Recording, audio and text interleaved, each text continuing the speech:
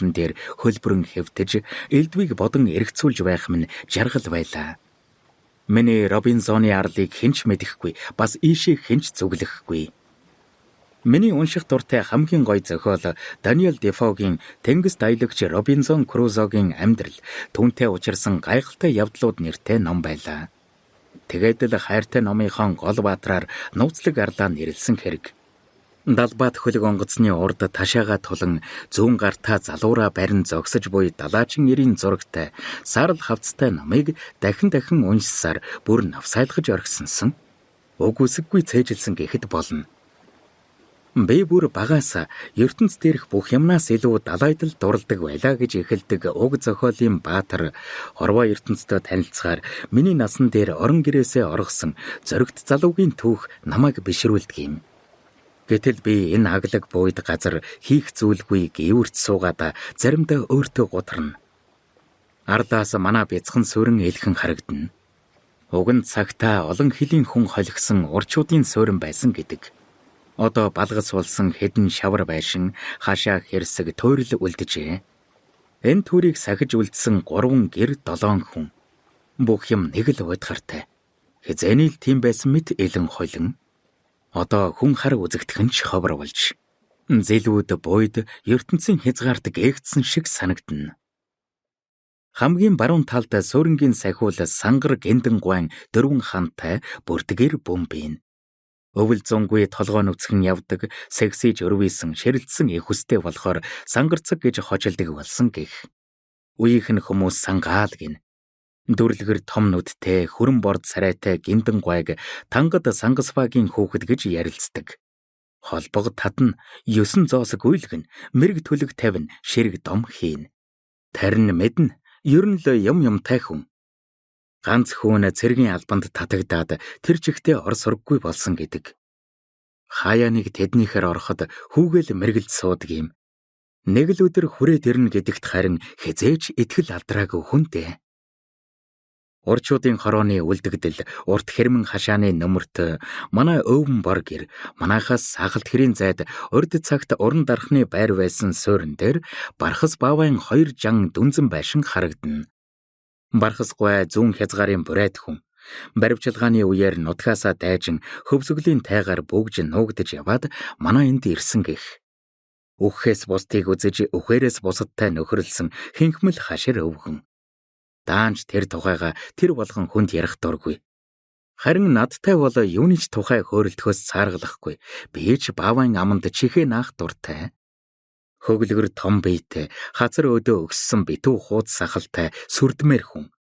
Гişүү шиг бүдүүн хуруутай, парвгар гараараа эмэг бөгж цохих, эмээлийн хяр цових, эргэнэг шүүгээ босгох, ходоог тэрэг урлах, ховин сав, модон торох бүслүүрдэх гээд юу л бол юу хийн.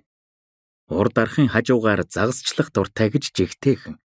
Нуурын загас амтхүүгээд голоос загасчлана. Хүхээгээр тул сэрээднэ, голын салаанд тулаг тавьж зэвэг хадран говчуурдна. Тулын толгоогоор ядаргаа тайлах сонгонтой шөлхийн, хар модны залтсаар загас утна, холомдсон загас нь салахын аргагүй сайхан амттай. Би хаяа дарах хийхтэн авдар хөөргийн дарж, алхлантууг нь өргөж, гарын амраан ойр зур тусалдаг юм. Гарын дүүтэй тусч хүүхэд гээд надад ам сайтай. 3хан айл мөртөө яагаад ч архай тархаа буусын бүү мэд. Бөглөө буйд газар удсан хүмүүс баахан зожиг хажиг болдгоос ч тэр юм уу да. Гэхдээ эндээс манай 3 гэр чандманлж харагдаад сэтгэлд тайл байдаг юм. Хаврын сүүл сарын үест атуухын хөөцөлтөн эхэлж загас эд аталцах цагаар би Робинзон аралдаа ирэв. Энд ирдэг зориг маань хүний нүднээс далд элдвийг мөрөөдөн гівэрт суух, ном унших, мөн зохиолоо бичих, зохиолч гэжтэй. Миний бодлын эргүүлэгч хэмээр юм уу? Би навтгаргада эцгүй тохуу гэсэн нэр өгсөн юм. Намайг манай суурингийнхан загасчлахаар явсан л гэж бодно. Би гар хийцийн уурга, ац өгөөшөө аваад л гэрээс гарна. Загас нэн элбэг тул хоосон харна гэж байхгүй.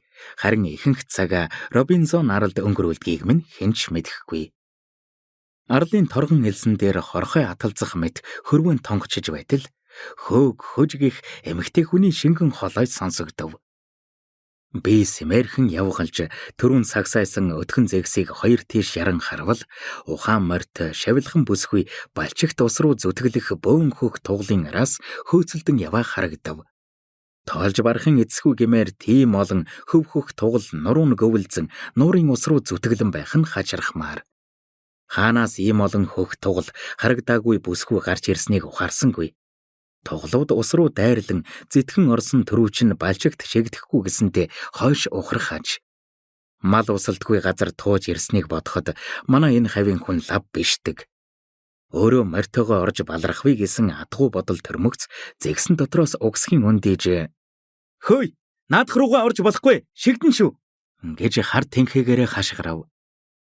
Бүсгүй эзгүй нуурын хөвөөнд юу дуугарав гэж гайхан эргэлзэх шиг ийш тийш хараачлахдаа намайг олж үзмэгц дөрөөн дээрээ өндийж гараараа даллав.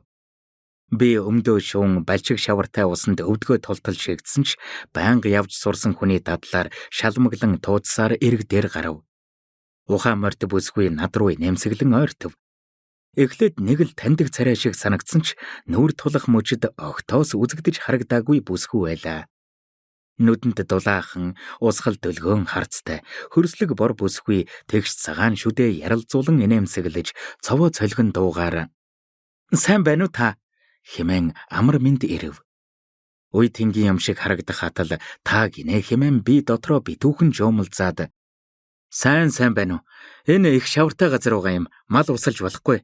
Жаахан доошоо уруудаад манайхны малаа усалдаг оймлог байгаа гэд гараараа дөхөв. Бүсгүй толгой давхин инээмсэглээд өнөөх олон хөх туглаа хумин явахыг завдах үед би гинт нэгийг сансан мэт сандруухан "Танаа хаана вэ?" гэвэл морьныхан амыг эргүүлэн богино ташвараар баруун хойд зүг рүү зааж "Тэр тэнд хөх хошууг тойроод байгаа. Саяхан нөөж ирсэн юм" гэд ялдамхан мэшээж морио өвдгөөрөө залан гөлмө тавирав.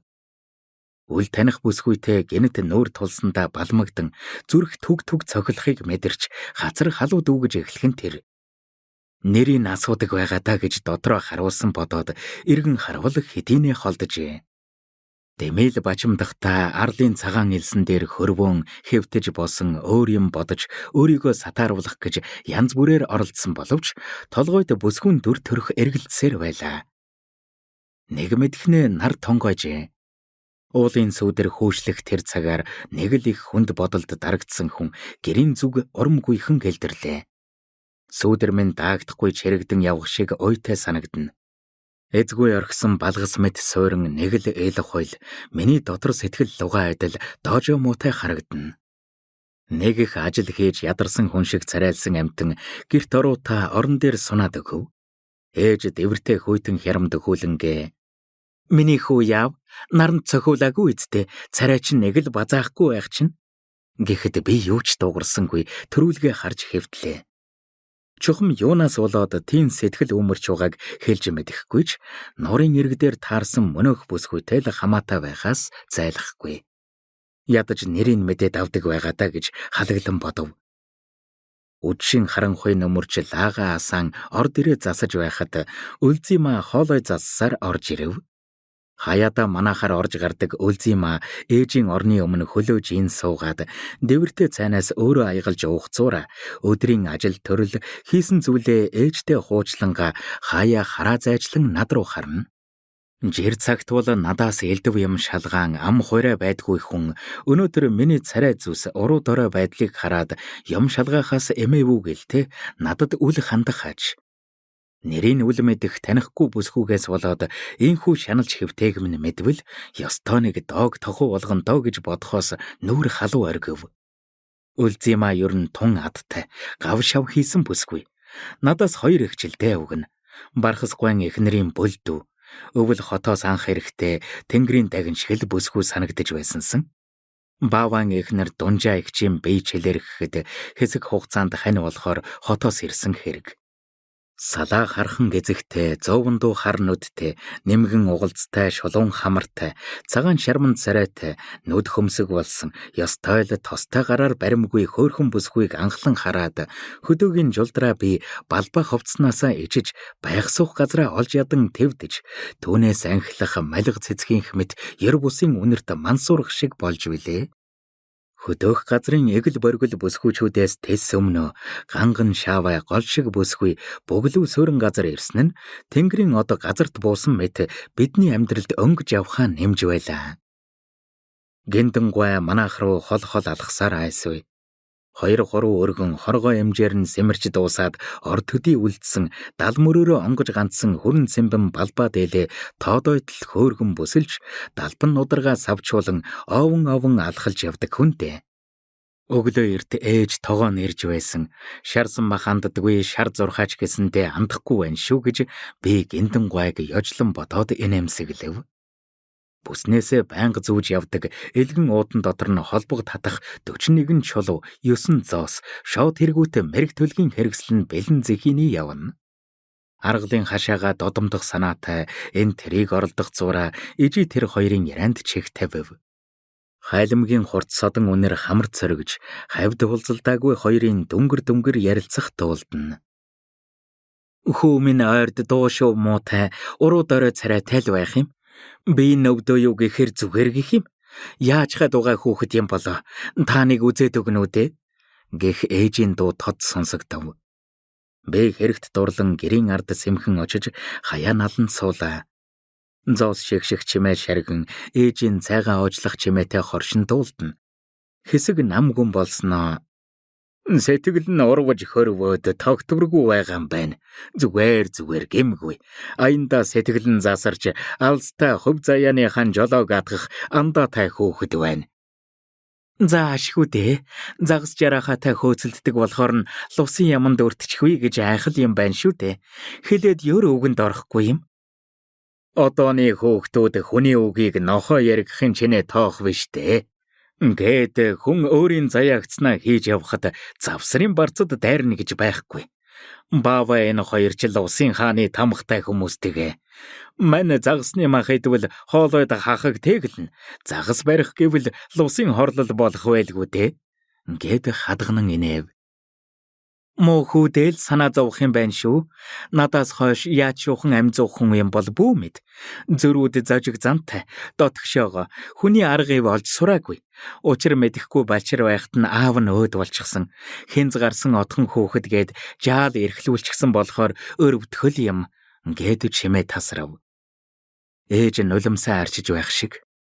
Ширээн дээр чулуу асгарах чимээ дуулдав.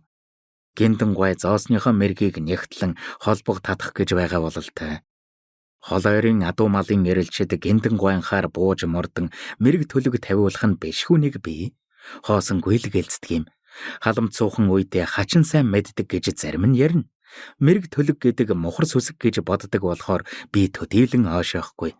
Хүмүүс сэтгэлээ хуурах гэж гинтэн гуай уйдсан даалан мэргэлдэг байх гэж бодно.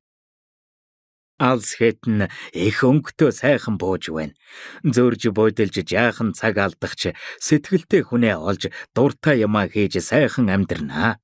Заяаны 5 тэнгэр нь тэтгэн. Хөл хөгсөн болсон хол газар алзахгүй сайн явах юм байна. Та санаа зовлтгүй. Мань өвгөн ээжийн гарын идэ ганц усны охийг хөртөж зэгсэн халаад сэтгэл нь хөдөл бололтой. Хүний ховь тавилан гэж таашгүй байх юм да. Та намайг дуулсан л байлгүй. Эцэг минь хархан залуу 20 хэдтэйд цастын орноос сүүлчийн оромб гэгэнийг дагалдан өөлдийн дээд хүрээнд ирсэн таринчлан байсан гэдэг. Монгол нутагт ирээд эхнэр авч үр хүүхэдтэй болоод сайн сайхан амьдрдгийн даваан дээр эсэргүүний жил баригдаад тэгээд л сурггүй болсон доо хөөрхи. Умманы бадмэхом. Гэд яах вэ? Өр удам нь энэ сайхан газар оронд өсөж торноод төмөн олон та бүхний буйнд дутаж гуцах юмгүй сайн л явна. Халахын заяа их гэдэг дээ. Гэд хоолон саарлдах шиг болов. Хэлээд юу айх вэ гинтэн гуай? Хөөрхий минь гэж эцэг тань буянтал хүн байж. Манай 3 айл саахалт хэн хэндэ хань бараатай гимгүү сайхан л явна. Гэж ээж эвийлэх дуулдна. Сангарцаг л гээд байдаг. Гинтэн гуай чинь ийм түүхтэй хүн байж.